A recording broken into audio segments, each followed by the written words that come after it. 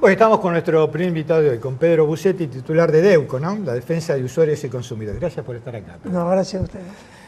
Bueno, Pedro, todavía hay familias que están, son pocos, son menos, pero todavía hay familias que están sufriendo cortes de luz.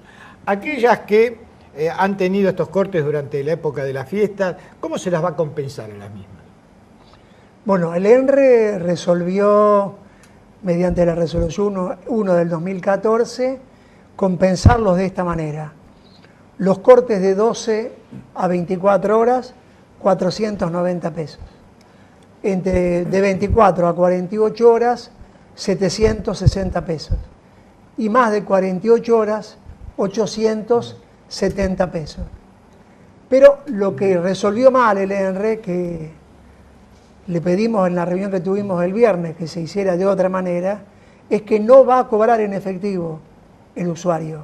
O sea, se van a descontar a futuras... Se lo van a descontar a futuras de próximas facturaciones, con lo cual, teniendo en cuenta que el gasto de una familia puede ser 100, 150 pesos mensuales, bimestrales, aquel que tenga una compensación de 870 pesos va a tardar un año en descontar algo que se dice ser una compensación económica. Pierde todo el sentido, es prácticamente nulo el efecto y además creemos que de alguna manera vulnera los derechos de los usuarios que por lo menos quisieran recuperar algo de lo que perdieron. ¿Y cómo se puede revertir esto? Bueno, nosotros la semana que viene, junto con la Unión de Usuarios y Consumidores, vamos a hacer una presentación acompañada por firmas de los usuarios que tiene varios aspectos. En primer lugar, lo que pretendemos es que el usuario pueda optar por dejar que las facturas se paguen con ese saldo acreedor o poder cobrar en ventanilla. Cosa que no es nueva, porque en el año 2010, cuando el ENRE también sancionó a Edesur, a Edelap y a Edenor, había la posibilidad de que el usuario cobrara por ventanilla. Ahora hay otro dato.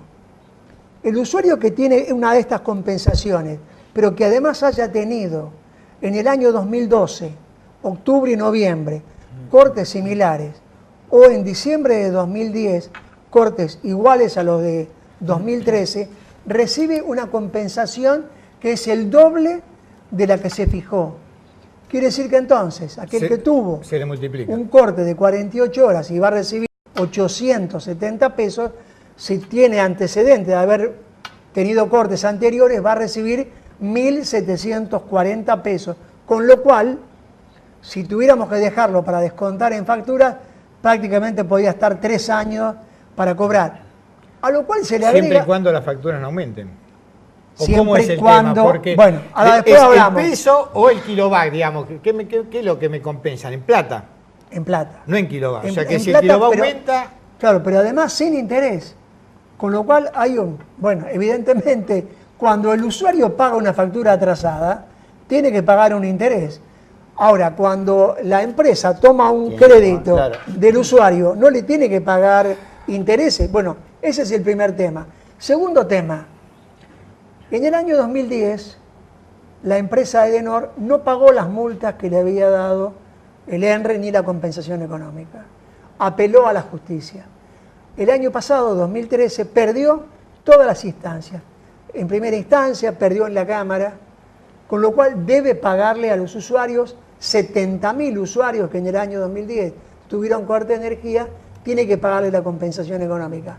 En el año 2012, también el ENRE sancionó a Edenor y a Edesur para que compensaran económicamente con otros montos, 180, 350 y 450. Ninguna empresa pagó. Lo que vamos a pedir la semana que viene al ENRE es la ejecución de la cobranza para los usuarios, por supuesto, de estas multas que no pagaron, de estas compensaciones que no pagaron a los usuarios. ¿Hay un control sobre los que reciben esta compensación? ¿Hay gente que puede llegar a quedar afuera, que hayan recibido cortes de energía durante un par de días, necesitan la contribución y no están dentro de este marco? En primer lugar, el usuario no tiene que hacer ningún trámite para cobrar esto, para que le acrediten, porque de acuerdo a cómo está hoy, sería para acreditarlo. Pero esta semana hubo una información donde las empresas dijeron que no sabían qué cantidad de usuarios tenían cortes, porque tienen los datos de media tensión y no los de baja tensión. A eso le tenemos que decir al ENRE que controle que efectivamente todos los usuarios que tuvieron cortes, que son más que en el año 2010. En el año 2010 hubo 190.000 de Sur y 70.000 de Edenor. Este año hay más. Fíjense ustedes que en uno de los días de mayor temperatura, en el call center de Edenor recibieron 70.000 llamados en un día y en el de Edesur 90.000. Para que tengamos una idea de la magnitud. Que eso no significa que estos 160.000 fueron todos los que tuvieron corte, sino que son mucho más. Llamaron 160.000. No, claro, obviamente, por supuesto, llamaron. Sí. Bueno, otro tema también importante. Vamos a reclamarle al ENRE que los usuarios que tienen cortes de más de 48 horas, hay gente que tuvo 14 días, hay gente que está hoy sin luz hace 14 días. Esa gente no puede recibir 870 pesos. Vamos a pedir que, además de los 870 pesos por 48 horas, haya 200 pesos por día excedente. Ahora, podrá decir alguien, no es descabellado pedir eso. Lo estamos pidiendo de acuerdo a lo que marca la ley. Porque la Ley de Defensa del Consumidor, la 24.240, en el artículo 40 bis, habla del daño directo que pueden provocar los proveedores. En este caso, los proveedores son empresas de distribución eléctrica. ¿Cómo dice que se sanciona a las empresas? Con un máximo de hasta 5 canastas básicas totales medidas por el INDEC. Esa canasta, hoy, medida por el INDEC, vale 1.800 pesos. 5 canastas son 9.000 pesos. Con lo cual, aplicando la ley, aquel usuario que tuvo más de 48 horas podría recibir hasta 9.000 pesos de indemnización, cumpliendo simplemente la ley, no aplicando ningún criterio alocado ni irracional, sino cumpliendo la ley. Pedro, vos estabas diciendo recién que el promedio o por ahí lo máximo que se paga es 150 pesos por bimestre. No, toma un consumo medio. Un promedio. No, hay mucho mayor consumo. ¿Es lógico que se pague 150 pesos por bimestre de energía, de electricidad? Bueno, eso es lo que ha estipulado el gobierno, lo que ha dejado las tarifas en ese margen. Ahora, a ver, se pagan tarifas que están congeladas desde hace unos cuantos años. Pero el usuario, a partir de enero del año 2002, el usuario a partir de enero está pagando ese fondo llamado FOSEDE, que está destinado para que las empresas inviertan. En cada bimestre hay usuarios que pagan desde 4 a 180 pesos según el consumo, por bimestre. ¿Por qué?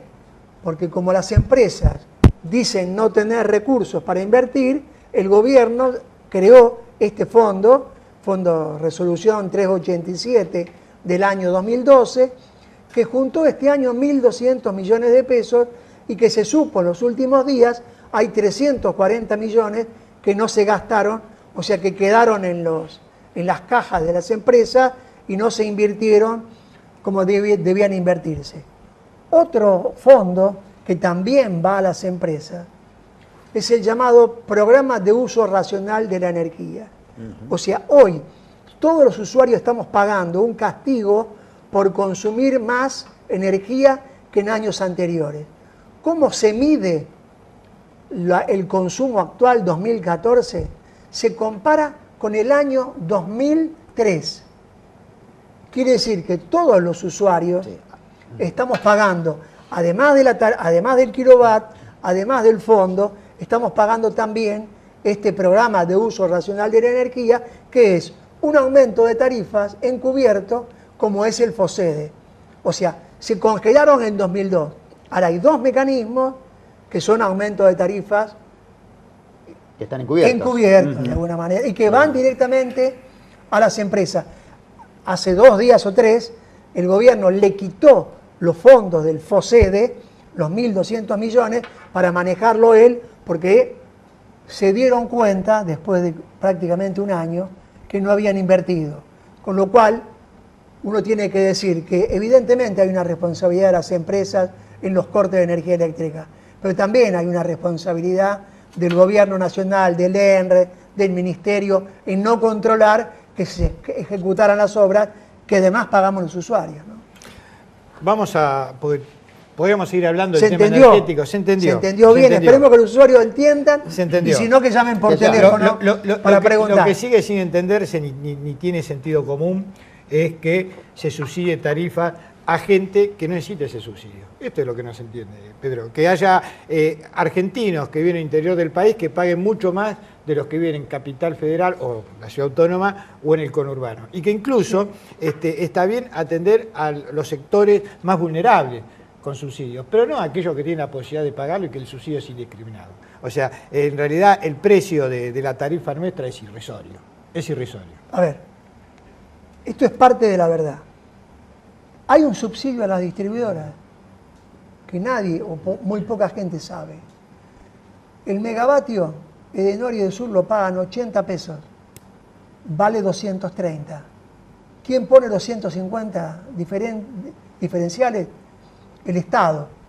Todos nosotros ponemos. Quiere decir entonces que eso le posibilitó a Edenor y a Edesur ganar 1.900 millones de pesos el año pasado, datos que han aparecido estos últimos días de investigadores. Quiere decir que no perdieron plata, a pesar de la tarifa congelada. Que ha habido un desorden en el sistema eléctrico, hay algo que lo da cuenta muy efectivamente. Argentina perdió la soberanía energética. Argentina tenía gas para poder producir energía eléctrica y ahora tenemos que importar. Este año va a haber un gasto de 13.000 millones de dólares para que barcos extranjeros traigan el gas congelado a Bahía Blanca y de allí saquemos para producir energía eléctrica. Evidentemente que esto es así, pero decimos, ordenar no implica reajuste tarifario salvaje. Cuando en el año 2008, y acá estuvimos después del año 2008, cuando el ministro De Vido aplicó un aumento de tarifa que llegaba al 400%, sí. Después se dieron cuenta que en el conurbano bonaerense había gente que tenía luz pero no tenía agua, entonces tenía que poner el motobombeador para poder tener agua. Tuvo que decir a los intendentes, bueno, elijan a los sectores más pobres y no le aumentamos la tarifa. O sea, mucho desorden. Se podía haber hecho de una manera muy distinta. Si se hubieran, cumpliendo con la ley, hacer audiencias públicas todos los años para ver los costos de la energía, hacer audiencia pública, ahora debatir y llevar desde el año 2004 hasta la fecha ordenadamente un ajuste tarifario que hubiera sido mínimo. Pero obviamente hoy, como plantean algunos sectores de la oposición y algunos ex técnicos que fueron ministros o secretarios de energía de las épocas más nefastas, de hacer un ajuste salvaje de tarifa, es imposible, porque sería esto generar un costo para los sectores de menores recursos. Ahora, el debate, ¿es del Estado o privado? Ya probamos las dos. Mira, nosotros, como concepto ideológico, nos opusimos a las privatizaciones, no a las de la energía eléctrica, a YPF, a SOMISA, a las cajas de jubilaciones, a todas.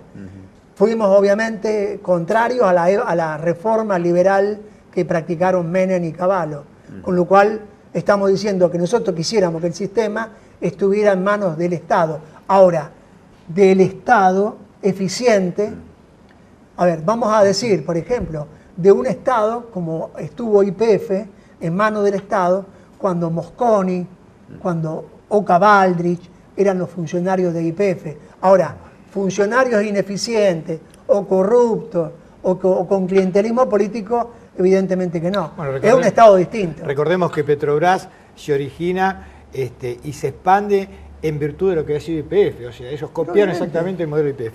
Pedro, vamos a ir a otro tema.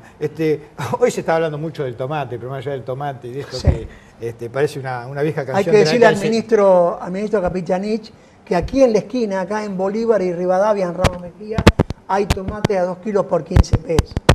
Y que el tomate en el mercado central, que depende del gobierno nacional, el de mejor calidad, el tomate redondo, vale 3 pesos con 98. Y también hay que decirle que el acuerdo de precio que hicieron con los supermercados, el precio del tomate es 11 pesos con 50, casi el triple de lo que vale en el mercado central. Sí, aparte estamos en una época estacional donde abunda el tomate y donde es más barato, es la época más barata del tomate. Pero digo, se llegó a un acuerdo de precios. ¿Va a dar resultado esto, desde tu punto de vista? A ver, el anterior secretario de Comercio había hecho un acuerdo con 500 productos. Nunca se cumplió. Cuando se lanzó el acuerdo con 500 productos, nosotros nos tomamos el trabajo de relevar en 10 cadenas de supermercados 100 productos alimenticios. En todas las grandes cadenas había 50. No había azúcar, no había hierba, no había aceite, etcétera, etcétera. ¿Qué quiere decir? ¿Quiénes no cumplieron? Las grandes cadenas de supermercados.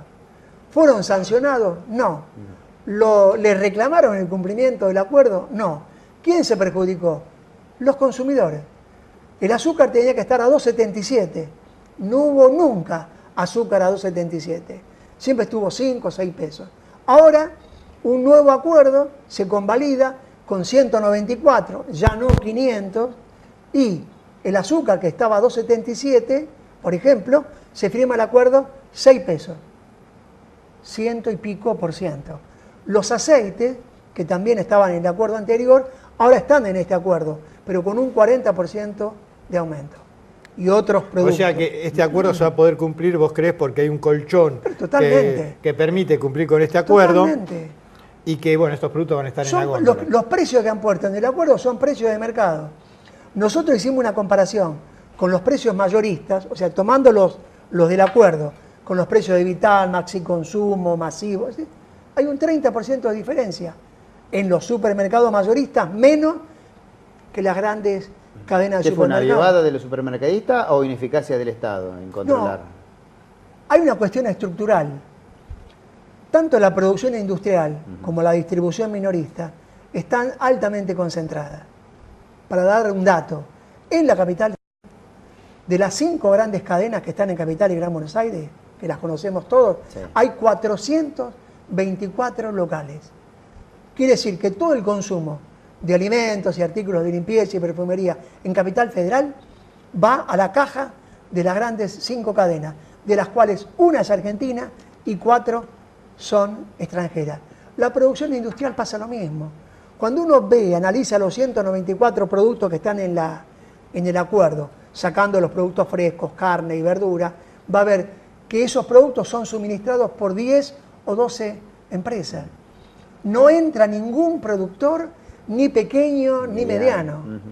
Digo, para darnos cuenta, le pido al oyente, al televidente que haga este ejercicio, que vaya a un supermercado de los 5 grandes que están acá en el oeste o en Capital Federal, que busque queso duro, menor a 100 pesos el kilo, a ver si lo encuentra. Que vaya al mercado central, a ver cuánto vale el queso duro, el más caro, 70 pesos el kilo. Ahora pregunto, si hay productores que pueden llevar queso entre 50 y 70 pesos para vender al público, ¿por qué no están en los supermercados? ¿Por qué no están? Porque son 5 distribuidores, 5 productores, los grandes, que acuerdan con las grandes cadenas de supermercados. Bueno, para nosotros, los supermercados son parte del problema y no de la solución.